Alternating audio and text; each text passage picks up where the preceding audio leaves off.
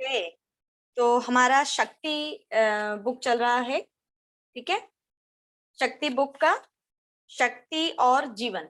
तो आज हम शक्ति और जीवन के बारे में जानेंगे कि आखिर क्या है। डे 30 हो गया है, ठीक है, पार्ट 1। आज हम पढ़ेंगे power of life, power and life के बारे में। स्टार्ट करते हैं। मानव अपने अस्तित्व के खत्म होने की कल्पना ही नहीं कर सकता, ठीक है। क्या कहा है इसमें? मानव अपने अस्तित्व, ठीक है, हम मानव है, हमारा जो अस्तित्व है खत्म होने की कल्पना ही नहीं कर सकता।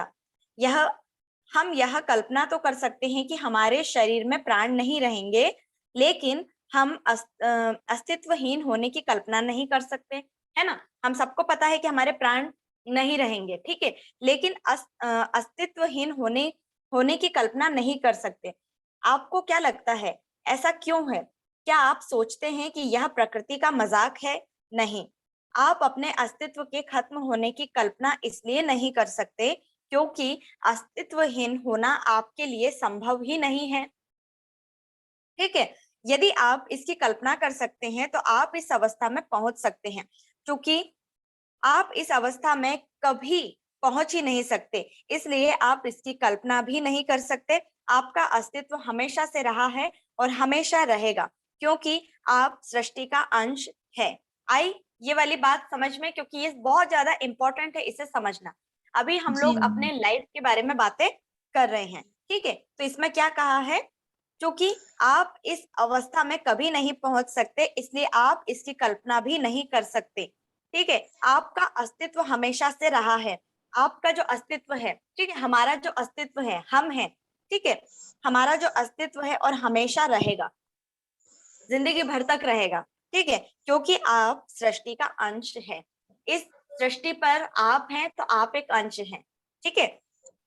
ऐसा समय कभी नहीं रहा जब आप और मैं और यहाँ एकत्रित राजाओं का भी अस्तित्व नहीं था। ना ही ऐसा कोई समय होगा जब हमारा अस्तित्व खत्म हो जाएगा, ठीक है। ऐसा कोई भी समय नहीं होगा कि हमारा अस्तित्व खत्म हो जाएगा। इस प्रकार एक ही व्यक्ति बचपन, यौवन और वृद्धावस्था में रहता है, ठीक है। इस प्रकार से जिस प्रकार गड़बड़ एक आएगी ही तुम्हारी। व्यक्ति, हमने अपना बचपन भी जिया है, वो तो हमने कट ही अपना जाएगा। यौवन भी जी रहे हैं, ठीक है, और वृद्ध अवस्था भी हम जिएंगे, ठीक है। उसी प्रकार मृत्यु के समय वह दूसरा शरीर प्राप्त कर लेता है। जब किसी इंसान की मृत्यु होती है, ठीक है, तो वो क्या करते हैं, आत्मा जो रहती है, ठीक है, वो तुरंत ही दूसरा शरीर धारण कर लेती है, ठीक है। इसके बारे में भी एक बहुत बड़ा सा कही हुई बातें हैं, ठीक है। इसके बारे में बहुत ही रियलिटी बताया गया है, शरीर और आत्मा का रिलेशन, ठीक है। बुद्धिमान व्यक्ति इन परिवर्तनों से भ्रमित नहीं होते हैं, ठीक है। और ये कहाँ पर लिखा गया है, ये वाला जो शब्द है भगवत गीता में लिखा गया है 5वीं सदी में, ठीक है। प्राचीन हिंदू धर्म ग्रंथ में ये पॉइंट लिखा हुआ है, ठीक है। जब कोई मरता है तो क्या होता है, अब हम बहुत बड़ी बातें पढ़ने जा रहे हैं इसमें, ठीक है। हमारा लाइफ में हमारा जो जीवन होता है वो कैसे उसका चक्र घूमता है, ठीक है, उसके बारे में है। जब कोई मरता है तो क्या होता है, क्या आपको मालूम है कि जब कोई इंसान मरता है तो फिर क्या होता है? शरीर का अस्तित्व खत्म नहीं होता, क्योंकि अस्तित्व अस्तित्व विहीनता जैसी कोई चीज होती ही नहीं। मृत्यु के बाद शरीर अलग अलग तत्वों में विघटित हो जाता है ना, पता है ना, 5 तत्वों में हो जाता है। अग्नि, पानी, वायु, आकाश, ये सारी चीजों में विलीन हो जाता है, ठीक है ना। 5 तत्वों में विलीन हो जाता है, मतलब 5 तत्वों में ये वापस से मिक्स हो जाता है, दोबारा से उसी में चला जाता है। और आपके भीतर जो आत्मा आत्मा है, आपका वास्तविक स्वरूप, उसका अस्तित्व भी खत्म नहीं होता, ठीक है। तो आपकी जो आत्मा है वो भी खत्म नहीं होता। बीइंग, अस्तित्व शब्द आपको बताता है कि आप हमेशा रहेंगे, ठीक है। ये अस्तित्व क्या बताता है कि आप हमेशा रहेंगे। आप इंसान हैं, इंसानी भूत भी नहीं है, ठीक है। आप क्या है, आप इंसान हैं, इंसानी भूत नहीं है। आप तो एक अमर आत्मा है। कौन सी आत्मा है? आप अमर है, ठीक है, हमेशा अमर रहेंगे, कभी ऐसा नहीं होगा। जो अस्थायी तौर पर एक मानव देह में जी रही है, यदि आपका अस्तित्व खत्म हो जाए तो सृष्टि में एक खाली स्थान बन जाएगा। ठीक है।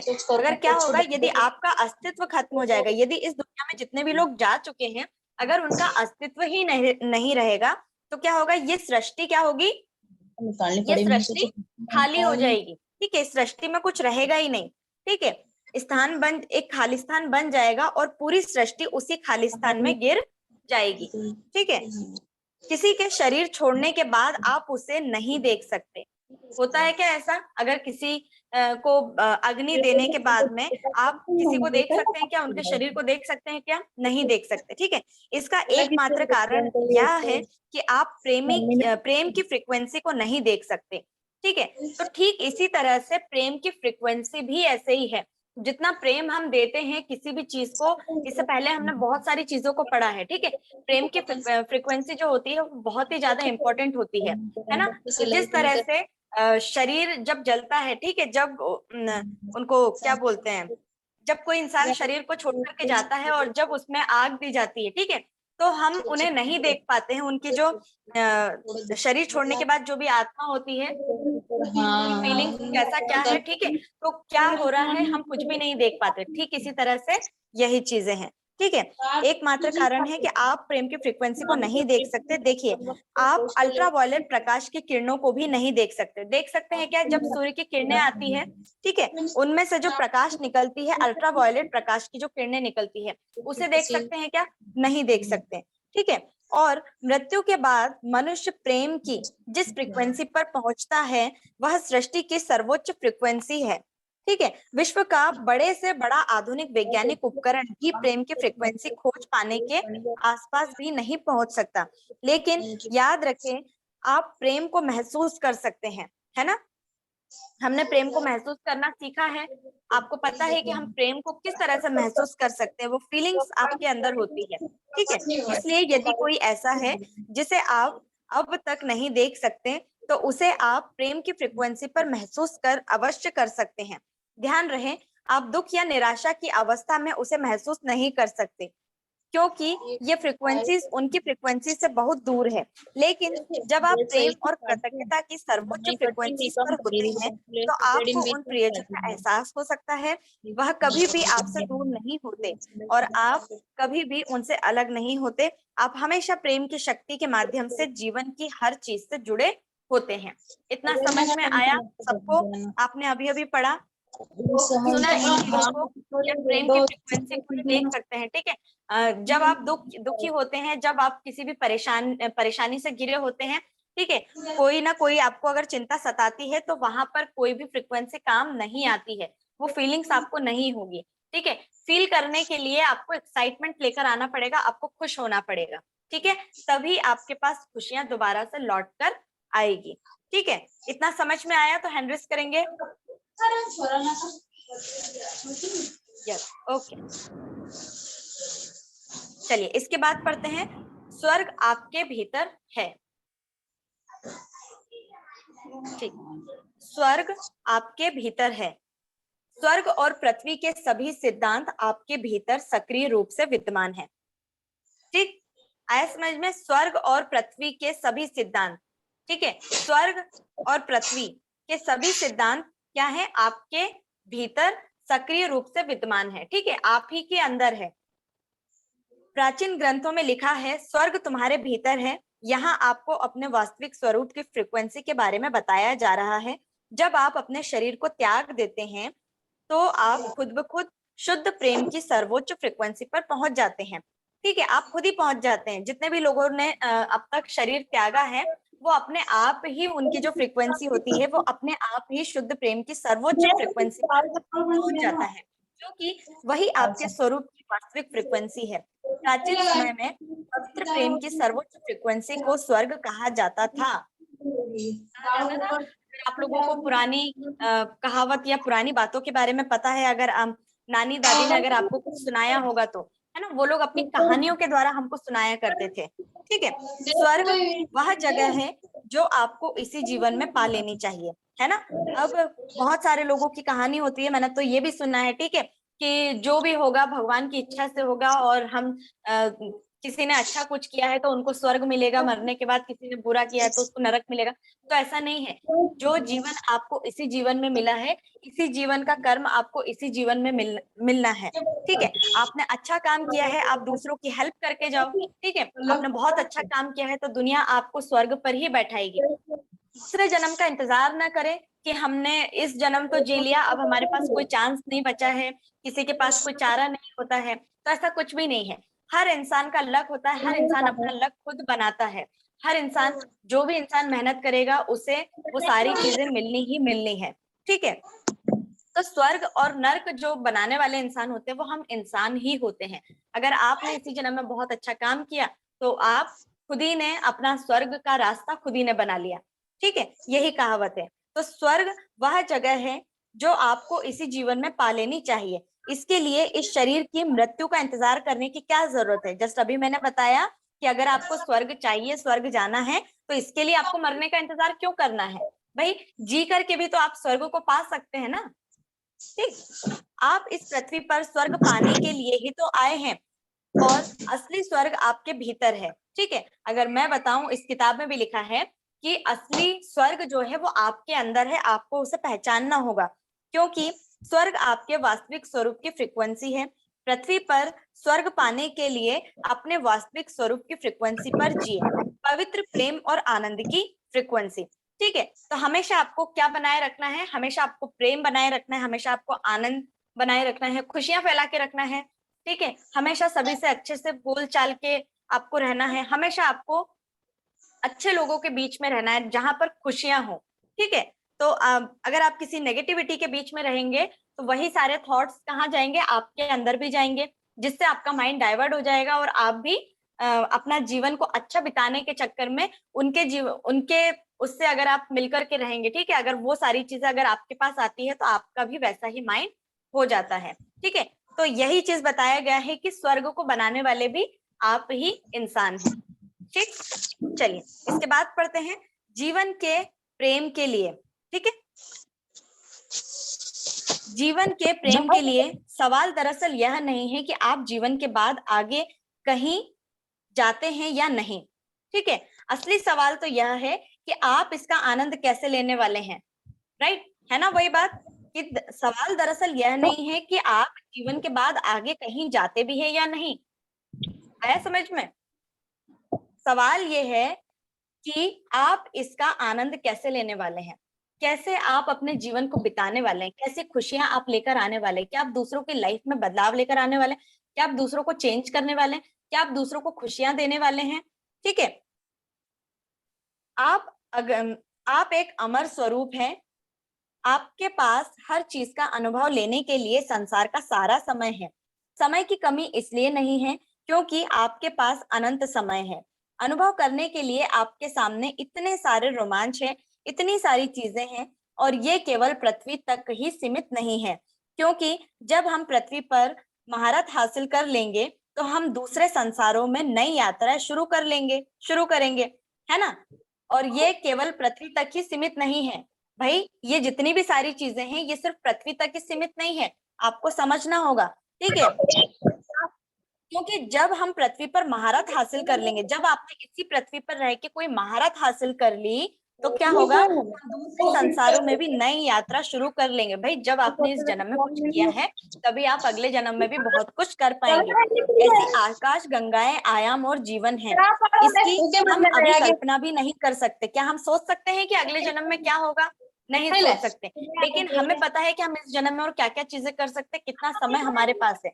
ठीक है, बहुत से लोग तो कल के बारे में भी नहीं सोचते हैं, और बहुत से लोग इस दुनिया में जितने सक्सेसफुल लोग हैं वो 10 साल के बारे में भी प्लानिंग बनाते हैं।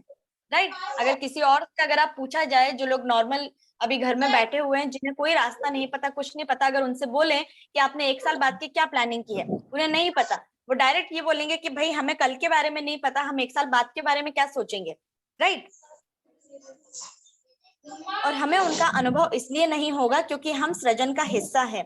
आज से खरबों साल बाद, ठीक है, आज जो हम पढ़ रहे हैं, आज से खरबों साल बाद जब हम अपनी अगली यात्रा के लिए सृष्टि पर नजर डालेंगे तो वहां संसार के बीच संसार होंगे।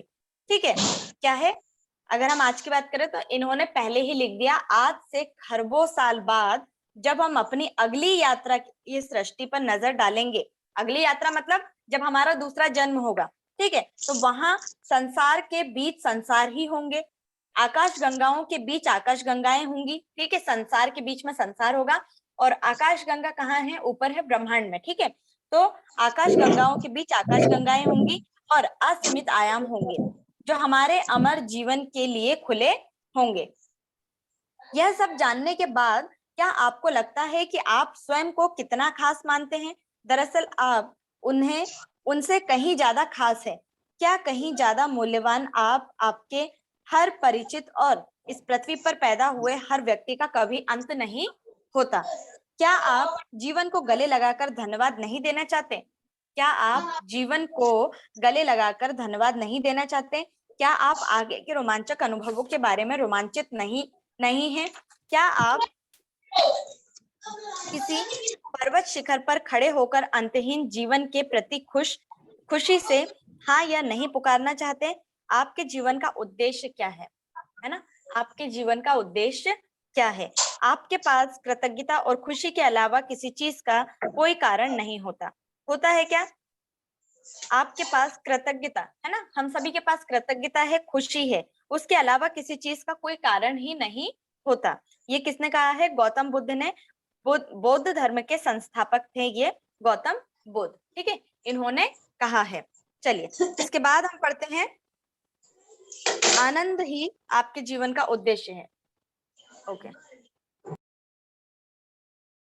आनंद ही आपके जीवन का उद्देश्य है। क्या है? खुशी जो है, जिस चीज की खुशी हम लोग चाहते हैं, ठीक है, आनंद ही आपके जीवन का उद्देश्य है। बताए, जीवन में सबसे ज्यादा आनंद किस चीज में आता है? किस चीज में आता है? हमारे जीवन में सबसे ज्यादा खुशी आनंद किस चीज में आता है? देने में, ठीक है, जब आप किसी को कोई चीज देते हैं, ठीक है। यदि किसी ने आज से 6 साल पहले मुझे बताया होता कि जीवन का सबसे बड़ा आनंद देने में है, तो मैं यह कहती, तुम्हारे लिए कहना आसान है, मैं तो इस वक्त जिंदा रहने और महीने का खर्च चलाने के लिए संघर्ष कर रही हूँ, इसलिए मेरे पास देने के लिए कुछ भी नहीं है। ठीक, जीवन का महानतम आनंद देने में है, क्योंकि जब तक आप देंगे नहीं, तब तक आप जिंदा रहने के लिए हमेशा संघर्ष ही करते रहेंगे, है ना। बहुत बड़ी बात है ये, हम हमेशा से यही चीज बोलते आ रहे हैं कि देना सीखो, चाहे वो कुछ भी चीज हो, ठीक है, चाहे वो ज्ञान हो या फिर आपके पास हो सामान, ठीक है, किसी को भी कोई चीज देना है, पैसे देना है, किसी की मदद करना है या फिर किसी ने कोई उधार अगर आपका बाकी होगा, ठीक है, किसी ने आपकी मदद कर दी तो आप उसके बदले मदद के बदले मदद कर सकते हैं, ठीक। तो ये सारी चीजें है, तो कोई भी चीज आपको देना है, ठीक है। जीवन में एक के बाद एक समस्याएं आती रहेंगी, है ना, सबकी लाइफ में समस्याएं आती रहती है, सबकी लाइफ में कोई ना कोई प्रॉब्लम्स आती रहती है, लेकिन ये परेशानी कभी खत्म तो होगी नहीं। जब आपको सब कुछ ठीक ठाक लग रहा होगा, तभी अचानक कोई नई चीज आकर आपको दोबारा संघर्ष और मुश्किल के दौर में धकेल देगी। जब आप जैसे ही अपनी लाइफ को जीने की कोशिश करेंगे, अब आपको ऐसा लगेगा कि सब कुछ बढ़िया हो गया, सब कुछ अच्छे तरह से चल रहा है, फिर अचानक से कोई ना कोई प्रॉब्लम आपके सामने खड़ी हो जाएगी। जीवन का महानतम आनंद देने में है, और जीवन में आप सिर्फ एक ही चीज दे सकते हैं, अपना प्रेम। क्या दे सकते हैं? आपको अगर किसी को कोई चीज देनी है तो क्या दे सकते हैं? प्रेम दे सकते हैं, आपका आनंद, आपकी सकारात्मकता आप दे सकते हैं, आपका रोमांच, आपकी कृतज्ञता और आपका जोश ही जीवन की वास्तविक और हमेशा कायम रहने वाली चीजें है। संसार की सारी दौलत आपके भीतर के प्रेम के करीब भी नहीं आ सकती, ठीक है। इतना समझ में आया कि संसार की सबसे बड़ी चीज जो है आपके पास, वो क्या है? प्रेम है, ठीक है। हम सभी के पास क्या है? प्रेम है, जो हम दुनिया को दे सकते हैं, ठीक है। आप सभी के अंदर कोई ना कोई कला है, वो कला आप दूसरों को दीजिए, अपना सर्वश्रेष्ठ दे, ठीक है। आप किसी के भी सामने अगर कोई प्रेजेंट कर रहे हैं तो क्या देना? आप अपना खुद का सर्वश्रेष्ठ दे, जो चीज जिस चीज में आप माहिर हैं, अपना प्रेम दे, क्योंकि यही संसार की सभी प्रकार की संपत्तियों को खींचने वाला चुंबक है। इससे आपका जीवन आपकी कल्पना से भी ज्यादा समृद्ध हो जाएगा, क्योंकि प्रेम देकर आप अपने जीवन का उद्देश्य पूरा कर रहे हैं। जब आप प्रेम देंगे तो बदले में आपको इतना ज्यादा प्रेम और आनंद मिलेगा कि आपको महसूस होगा कि इतना तो आपके भूते के बाहर है, लेकिन आप असीमित प्रेम और आनंद ले सकते हैं, क्योंकि यही आपका वास्तविक क्या है, स्वरूप है। किसी दिन जब मनुष्य हवाओं, लहरों, ज्वार भाटों और गुरुत्वाकर्षण को जीत लेगा, तो हम ईश्वर के लिए प्रेम की ऊर्जाओं का दोहन करेंगे, और तब दुनिया के इतिहास में दूसरी बार इंसान आग जितनी महत्वपूर्ण खोज करेगा। है बात आई समझ में? ठीक है, इसके बाद हम पढ़ते हैं, आप अपने प्रेम के साथ इस दुनिया में आए थे। ठीक, क्या है, आप अपने प्रेम के साथ इस दुनिया में आए थे, और यही वह एकमात्र चीज है जिसे आप अपने साथ ले जाते हैं इस जीवन में। अगर आप सकारात्मकता को चुनते हैं, अच्छा महसूस करने का चुनाव करते हैं, तो आप अपना प्रेम दे रहे हैं और दूसरे और उससे पूरी दुनिया को रोशन कर रहे हैं। यदि आप एक ऐसा अगर यदि आप ऐसा करते हैं, तो आप कहीं भी चले जाएं, आपकी हर मनचाही चीज, आपका हर सपना, आपकी हर प्रिय चीज आपके पीछे चली आएगी।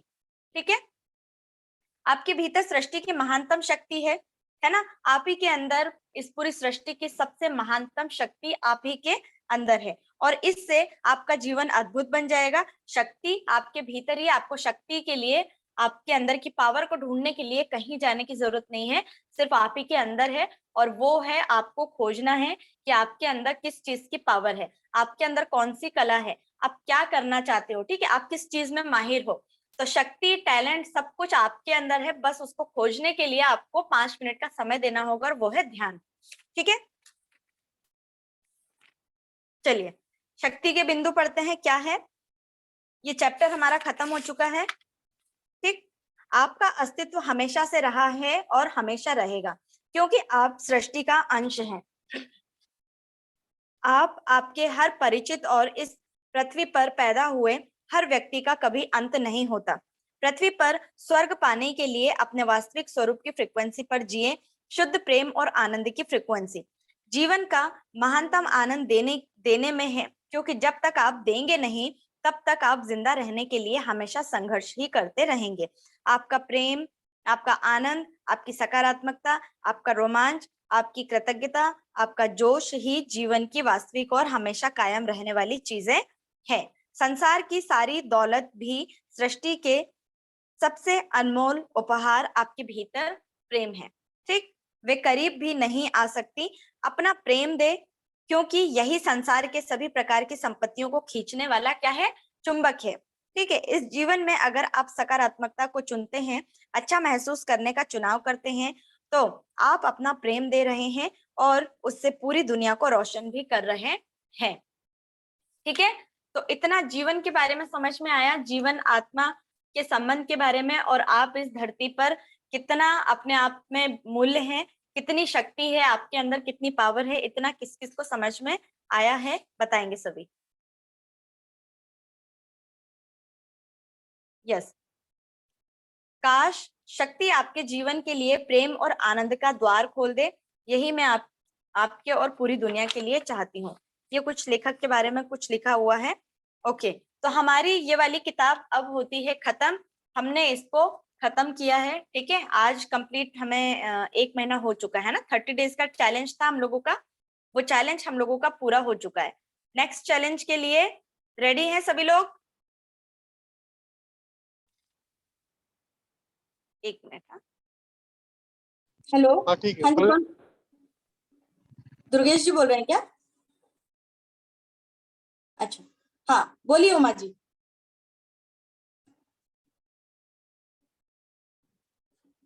आप हैं यहाँ पर? हाँ मैम, हेलो। आज का पूरा समझ में आया? हाँ मैम। ठीक है, ये वाला चैप्टर हमारा खत्म हो चुका है। अब इसके आगे का नेक्स्ट हम लोग कल से स्टार्ट करते हैं। ठीक है, ठीक है मैम।